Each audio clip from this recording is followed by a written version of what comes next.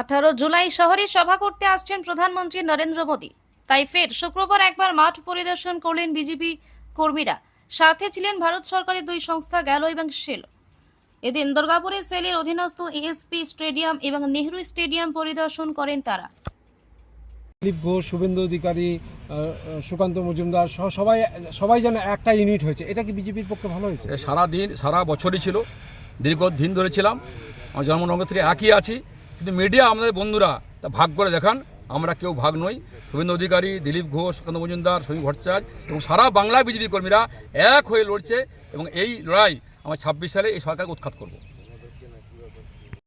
লক্ষণদা, নেহরু স্টেডিয়ামে প্রায় প্রতিদিনই আপনারা আসছেন, পুলিশও আসছে, কেন্দ্রীয় সংস্থার লোকও দেখতে আসছে, কি হবে নেহরু স্টেডিয়ামে? আপনারা কয়েকদিন আগে শুনেছিলেন যে ভারতবর্ষের যশস্বী প্রধানমন্ত্রী আর তিনি দমদমে আসছেন। সেই দমদম ক্যান্সারে দুর্গাপুরে হয়েছে। 18 তারিখে মোদিজি এই মাঠেই 19 সালে এসেছিলেন। আর আমাদের সৌভাগ্য দুর্গাবাসীর যে মোদিজিকে 6 বছর পরে আমরা আবার এই নেহরু স্টেডিয়ামে পেলাম। এটা দুর্গাপুর মানুষের কাছে গর্বের বিষয়। মানুষকে আহ্বান করব, 18 তারিখে এই মাঠেই নেহরু স্টেডিয়ামে প্রোগ্রাম হবে। সমস্ত মানুষকে আহ্বান করছি, বাংলার মানুষের জন্য, দুর্গাপুরের জন্য, বাংলাকে শান্তির জন্য, বাংলা অগ্রগতির জন্য, বাংলা ডেভেলপমেন্টের জন্য মোদিজি আসছেন। সবাই অংশগ্রহণ করুন, প্রোগ্রামকে সাকসেসফুল করুন। সেই জন্য মানুষকে আহ্বান করবো আমাদের মাধ্যম দিয়ে যে এই মাঠেই মোদিজি আসছেন, আমরা সকলে অংশগ্রহণ করে সবার মধ্যে করতে কি কর্মসূচি আছে, কখন আসছেন? টাইমটা ঠিক একই বলতে পারবো না, এই মুহূর্তে এখনও কনফার্মেশন আসেনি। আমরা যেটা শুনেছি বিহারে মতিহারে ফার্স্ট মিটিং করবেন, সেকেন্ড মিটিং দুর্গাপুর, সম্ভবত টাইম একটা।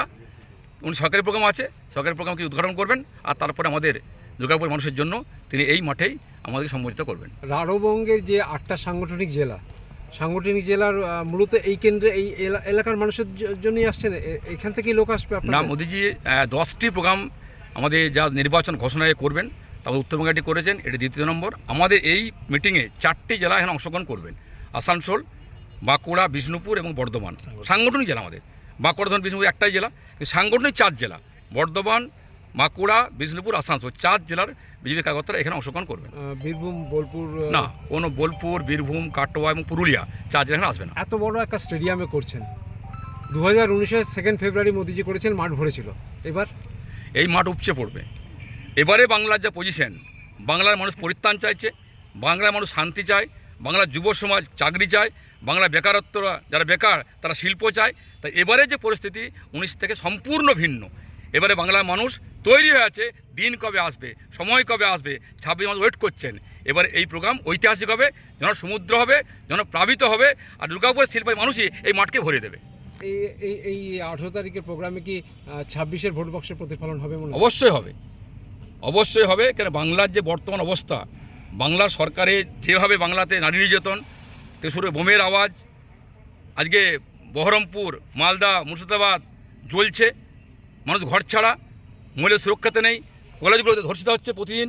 তাই বাংলার শান্তি, বাংলার নারীদের সুরক্ষা এবং দুর্গাপুরের শিল্প এবং বেকারত্ব এবং শিক্ষক চাকরিহারা সারিভাবে যদি দেখেন, সব দিক থেকে এই বাংলা পিছিয়ে মমতা ব্যানার্জিকে বাংলাকে শেষ করে দিয়েছেন। তাই এই সময়ে উপযুক্ত সময় মোদিজি আসছেন, এই মাঠ উপচে পড়বে। মোদিজির কাছ থেকে আমরা অনেক কিছু পাবো আশা করছি এবং বাংলায় বার্তা দেবেন, সেই বার্তা 26 সালে তৃণমূল কংগ্রেস ধুয়ে মুছে সাফ হয়ে যাবে। আরেকটা জিনিস, নতুন রাজ্য